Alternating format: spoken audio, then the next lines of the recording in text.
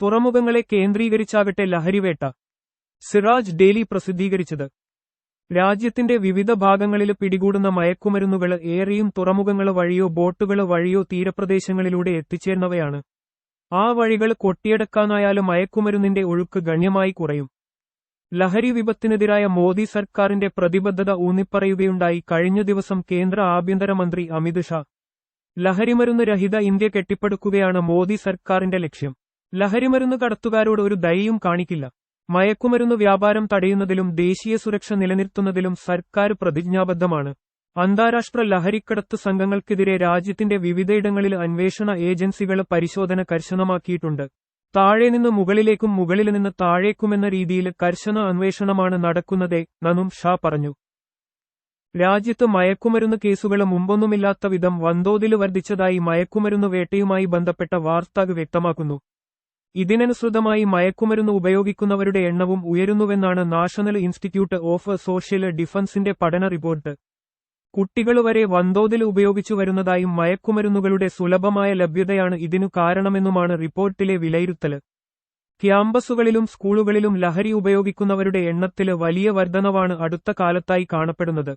India ഉൾപ്പെടെയുള്ള മൂന്നാം ലോക രാഷ്ട്രങ്ങളെയാണ് അന്താരാഷ്ട്ര ലഹരി മാഫിയ വിപണിക്കായി പ്രധാനമായും ലക്ഷ്യമിടുന്നത്.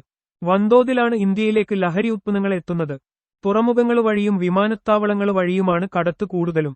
ലഹരിക്കടത്തിന്റെ 70% കടൽമാർഗമാണെന്നാണ് കണക്ക്. രാജ്യത്തിനകത്ത് വിൽക്കുന്നതിനു പുറമെ ശ്രീലങ്ക, മാലദ്വീപ് തുടങ്ങിയ രാജ്യങ്ങളിലേക്ക് കടത്തുന്നതിനുള്ള ഇടത്താവളമായും ഇന്ത്യൻ തീരങ്ങൾ ഉപയോഗപ്പെടുത്തുന്നു. ദക്ഷിണാഫ്രിക്ക, ഉഗാണ്ട, കെനിയ, അഫ്ഗാന് തുടങ്ങിയ രാജ്യങ്ങളിൽ നിന്നാണ് മരുന്നിന്റെ വരവ് കൂടുതൽ. അമിത് ഷായുടെ തട്ടകമായ ഗുജറാത്ത് വഴിയാണ് ലഹരിക്കടത്ത് കൂടുതലെന്നും വാർത്ത വ്യക്തമാക്കുന്നു. ഒരാഴ്ച മുമ്പാണ് ഗുജറാത്ത് തലസ്ഥാനമായ അഹമ്മദാബാദിൽ നിന്ന് 3.5 കോടിയോളം രൂപ വില വരുന്ന ലഹരിമരുന്ന് പിടികൂടിയത്. കളിപ്പാട്ടങ്ങളെന്ന വ്യാജേന അഹമ്മദാബാദ് ഷാഹിൻബോഗിലെ പോസ്റ്റ് ഓഫീസിലെത്തിയ പാർസലുകൾ പരിശോധിച്ചപ്പോൾ ഗഞ്ചാവും MDMAയും അടക്കമുള്ള ലഹരി വസ്തുക്കളാണ് കണ്ടെത്തിയത്. 4 മാസം മുമ്പാണ് 2024 നവംബർ മധ്യത്തില് ഗുജറാത്ത് ഭീകരവിരുദ്ധ സ്ക്വാഡും നാർക്കോട്ടിക്സ് ബ്യൂറോയും നടത്തിയ തിരച്ചിലിൽ പോർബന്ദർ തീരത്ത് നിന്ന് 700 കിലോ മെഥാഫെറ്റമൈന് ലഹരിമരുന്ന് പിടികൂടിയത്. 2024 ഒക്ടോബർ മധ്യത്തില് ഗുജറാത്ത് പോലീസും ഡൽഹി പോലീസും സംയുക്തമായി നടത്തിയ പരിശോധനയില് ഗുജറാത്തിലെ അംഗ്ലേശ്വറിൽ നിന്ന് 5000 കോടി രൂപ വിലമതിക്കുന്ന കൊക്കൈന് പിടിച്ചെടുത്തു. 2024 ഏപ്രിൽ 28 ഗുജറാത്ത് തീരത്തെ മത്സ്യബന്ധന ബോട്ടിൽ നിന്ന് 600 കോടിയോളം രൂപ വിലമതിക്കുന്ന 86 കിലോ മയക്കുമരുന്നും 2024 മാർച്ച് 11 പോർബന്ദർ തീരത്ത് നിന്ന് 450 കോടി രൂപ വില വരുന്ന മയക്കുമരുന്നും 2024 ഫെബ്രുവരി അവസാന വാരത്തില് ഗുജറാത്ത് തീരത്തുവെച്ച് ഒരു ബോട്ടിൽ നിന്ന് 2000 കോടിയിലേറെ വില വരുന്ന ലഹരിമരുന്നും പിടികൂടിയിരുന്നു. കഴിഞ്ഞ വർഷം രാജ്യമൊട്ടാകെ നടന്ന 25,000 കോടി വിലമതിക്കുന്ന ലഹരി വസ്തുക്കൾ പിടികൂടിയതിൽ 7,303 കോടിയുടേതും 30% ഗുജറാത്തിൽ നിന്നായിരുന്നു. 2024 നടന്ന 8 വൻ മയക്കുമരുന്ന് വേട്ടയിൽ 4 ഗുജറാത്തിലായിരുന്നുവെന്ന് ഫെബ്രുവരി 10 പ്രസ് ഇൻഫർമേഷൻ ബ്യൂറോ വെളിപ്പെടുത്തിയതാണ്.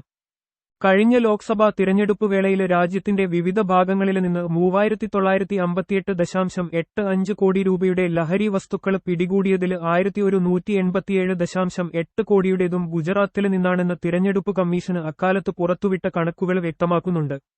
ലഹരിക്കെതിരായ പടയോട്ടത്തിൽ കേന്ദ്ര സർക്കാർ കാര്യമായും ശ്രദ്ധയൂന്നേണ്ടത് ഗുജറാത്തിലാണ്. മയക്കുമരുന്ന് കടത്തും വിൽപ്പനയും തടയാനു വൻ സംവിധാനങ്ങളുണ്ടായിട്ടും എല്ലാം നിഷ്പ്രഭമാക്കി രാജ്യാന്തര മയക്കുമരുന്ന് ലോബികൾക്ക് ഇന്ത്യയിൽ പിടിമുറുക്കാൻ സാധിക്കുന്നതെന്തുകൊണ്ടാണ്? ഉത്തർപ്രദേശ് മുൻ DGP വിക്രം സിംഗിന്റെ വാക്കുകൾ ശ്രദ്ധേയമാണ്. അഭൂതപൂർവമായ തോതിൽ മയക്കുമരുന്നുകൾ പിടികൂടുന്നത് പോലീസിന്റെ വിജയമാണ്. എങ്കിലും രാജ്യത്ത് മയക്കുമരുന്ന് ശൃംഖലകൾ ഇത്ര ശക്തമായി പ്രവർത്തിക്കുന്നതെന്തുകൊണ്ടെന്ന ചോദ്യം അവശേഷിക്കുന്നു. ചെയ്തതിനേക്കാൾ കൂടുതൽ ജോലി പോലീസിന് ഇനിയും ചെയ്യാനുണ്ട്. പിടികൂടിയ മരുന്നുകളെല്ലാം രാജ്യത്തിന്റെ പുറത്ത് നിന്നെത്തുന്നവയാണെന്നാണ് ഡൽഹി പോലീസ് പറയുന്നത്. ഇന്ത്യൻ അതിർത്തിയിൽ മയക്കുമരുന്ന് എത്തിക്കുന്നതിൽ മാഫിയ എങ്ങനെ വിജയിക്കുന്നുവെന്ന ചോദ്യം കൂടുതൽ ഗൗരവമർഹിക്കുന്നതാണ്. ഇവർക്ക് രാജ്യത്തിനകത്തു നിന്ന് പിന്തുണ ലഭിച്ചിരിക്കണം. ഇല്ലെങ്കിൽ ഇത്ര വലിയ തോതിൽ മയക്കുമരുന്ന് എത്തുമായിരുന്നില്ല. മയക്കുമരുന്ന് ശൃംഖലയ്ക്ക് ലഭിക്കുന്ന ഈ പിന്തുണ കൂടി തകർക്കേണ്ടതുണ്ട്. തുറമുഖങ്ങളിലും തീരപ്രദേശങ്ങളിലുമാണ് മയക്കുമരുന്ന് വേട്ടയിൽ അധികൃതർ കൂടുതൽ ശ്രദ്ധ കേന്ദ്രീകരിക്കേണ്ടത്. രാജ്യത്തിന്റെ വിവിധ ഭാഗങ്ങളിൽ പിടികൂടുന്ന മയക്കുമരുന്നുകൾ ഏറെയും തുറമുഖങ്ങൾ വഴിയോ ബോട്ടുകൾ വഴിയോ തീരപ്രദേശങ്ങളിലൂടെ എത്തിച്ചേർന്നവയാണ്. ആ വഴികൾ കൊട്ടിയടക്കാനായാലും മയക്കുമരുന്നിന്റെ ഒഴുക്ക് ഗണ്യമായി കുറയും. വിക്രം സിംഗ് സൂചിപ്പിച്ചതുപോലെ മയക്കുമരുന്ന് ലോബിക്ക് ഒത്താശ ചെയ്യുന്ന ഉത്തരവാദപ്പെട്ട കേന്ദ്രങ്ങളെ കണ്ടെത്തി അഴിക്കുള്ളിലാക്കിയെങ്കിലേ ലഹരിവിരുദ്ധ വേട്ട ഫലവത്താകുകയുള്ളൂ.